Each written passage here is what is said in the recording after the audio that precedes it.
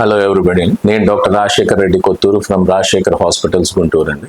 So మన Rajasekhar hospital Guntur నందు కొత్తగా నేవీ స్విస్ రోబోట్ అనేసి స్విట్జర్లాండ్ నుంచి ఇంపోర్ట్ చేసుకోబడిన రోబోట్ ఇప్పుడు అవైలబుల్ ఉంది. ఈ రోబోట్ మెయిన్ గా హిప్ అండ్ నీ రీప్లేస్మెంట్స్ అంటే తొంటి మరి మోకీళ్ళ మార్పిడికి ప్రైమరీ రీప్లేస్మెంట్ అంటే ఫస్ట్ టైం చేసే రీప్లేస్మెంట్ కి, అదే విధంగా మరియు రివిజన్స్.